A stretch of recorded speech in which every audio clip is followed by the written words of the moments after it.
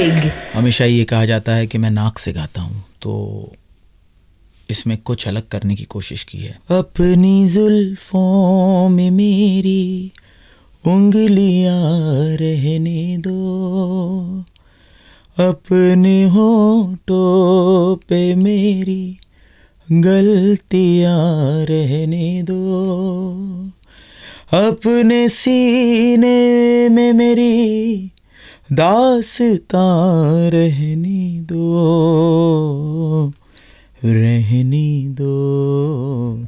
आप पूरी दुनिया में विख्यात प्रख्यात हैं, बिकॉज मुझे नहीं लगता है लंदन में जो आपने परफॉर्मेंस दिया वो और किसी सिंगर को मौका मिला है। Please tell us how was the experience, ये कैसे हुआ? पैक्ड हाउस था, लंदन वेम्बली, रियली हिस्ट्री जिस तरह से हुई और लोगों ने इतना मैंने वर्ल्ड वाइड सारी साइट्स पे सब जगह पे, क्योंकि देखा लोगों ने, यहाँ से प्रेस गई हुई थी। भगवान ने, सरस्वती माता ने वो जिस तरह से करवाया कि literally the stadium converted into a night club. और मेरे सारे शोज़ में जितने बच्चे, बूढ़े, जवान, सब लोग बहुत एंजॉय करते हैं, क्योंकि मैं समझता हूँ कि 1-to-1 कनेक्शन एवरी फ़ैन के साथ जब तक मेरा नहीं होगा मेरी ज़िंदगी अधूरी है। और वो कनेक्शन में बांधने की कोशिश करता हूँ मेरे गानों के ज़रिए और उस मोमेंट के ज़रिए जिसमें मैं चाहता हूँ कि वो उन सारे रोमांटिक लम्हों को दोबारा जिएँ, बिकॉज़ उस मोमेंट से ज़्यादा दिल को सुकून पहुँचाने वाला कोई लम्हा नहीं हो सकता। और वो मैं पूरी कोशिश करता हूँ कि मेरे शोज़ में वो कनेक्टिविटी ला सकूँ, और जब वो आती है तो वो रियली खड़े होकर they really enjoy and dance and clap. And खुद इंडिया से जाकर ये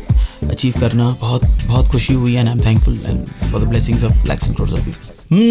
कितने यार मान मान मान मान मान मान मान मान मान मान मान मान मान जागे तेरे वास्ते सोनिए। वो लोग आप पर इल्जाम लगाते हैं दिल से नहीं नाक से गाता है, उसको क्या कहना चाहते हैं? नाक से गाने वाली बात तो क्या था, 1 साल तक मैंने बहुत मेहनत की इस बात को झुटलाने की और इस बात को डिफेंड करने की कि नहीं मैं नाक से नहीं गाता, ये हाई पिच वॉइस है। और ये हाई पिच वॉइस है और सुरों की श्रुतियाँ, जब आप हाई रेंज में कभी गाना गाते हो तो सुरों की श्रुतियाँ एक नॉर्मल ह्यूमन बीइंग की कुछ कणें ऐसी होती है जो नाक से या नेजल कह लो या, बट उसको हाई पिच में कहते हैं। ऐसा कई पिछले ग्रेट सिंगर्स ने भी ऐसा किया है। तो जब मैंने ये कहा तो मुझ पर बहुत ज़्यादा इल्ज़ाम लगाया गया, नेजल नेजल नेजल नेजल। तो 1 साल तक मैंने ये डिफेंड करने की कोशिश की।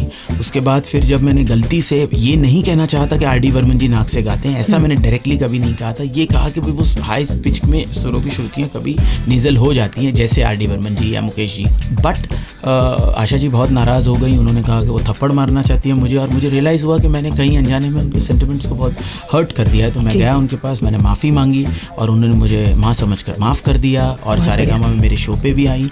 और साथ ही साथ उन्होंने महबूबा में मेरे साथ गाया, जो आज गाना इतना पॉपुलर हो गया है। Tribute to R D. Burman ji की तरह मैंने उस गाने को आपका सुरूर दी एल्बम में डाला, फिल्म के एल्बम में, और ऑफिशियल राइट्स लिए, शूट भी किया, फिल्म में भी है। बहुत कुछ हो गया और मुझे ये रियलाइज़ हुआ कि मुझे इतने कॉम्प्लिकेशंस में अगर ये जाना है तो मैं क्यों प्रूव करूं।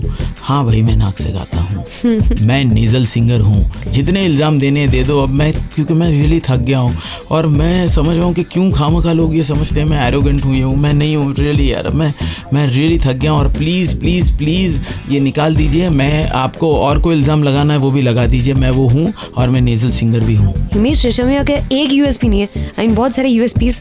आप क्या कुछ कर चुके हैं, आप म्यूजिक डायरेक्टर रह चुके हैं, आप सिंगर रह चुके हैं, एक्टिंग कर ली है, तो मैंने एक्टिंग का विचार कहाँ से आया? देखिए, सीरियल प्रोड्यूसर भी था मैं, उसके बाद मैंने म्यूज़िक किया, म्यूज़िक मेरे ब्लड में था, फिर सिंगिंग की, फिर शोज़, वीडियोस।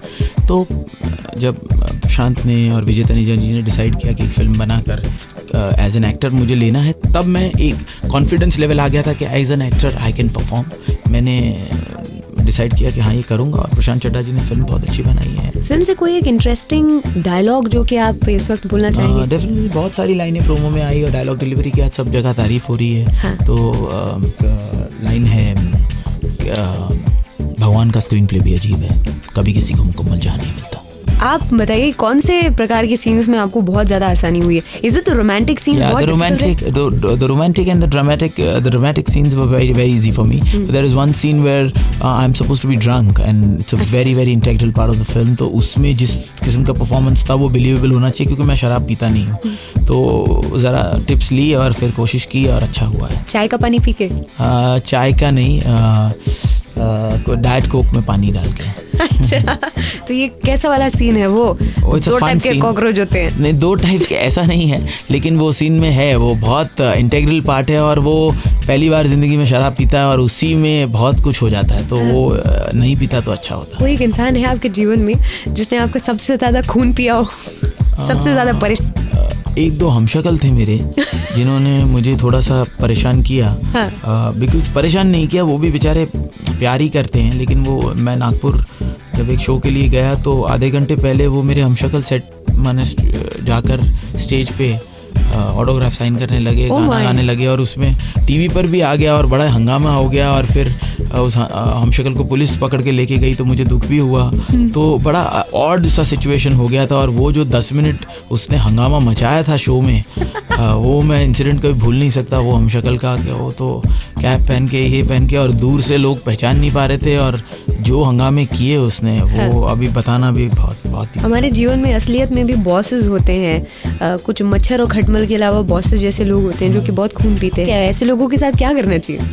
ऐसे लोगों को मुझे लगता है गांधीगिरी अपनानी चाहिए। बिकॉज गांधीगिरी आई थिंक सब पे वर्क करती है।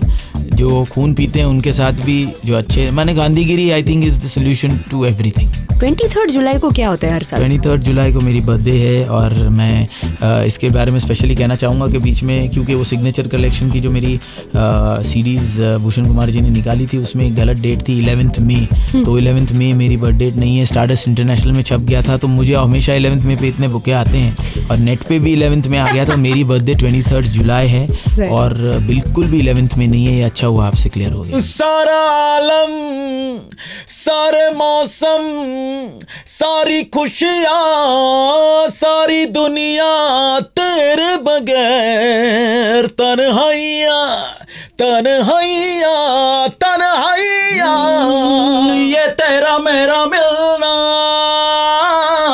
यूं दिलों का खिलना, ये है खुदा की मर्जी,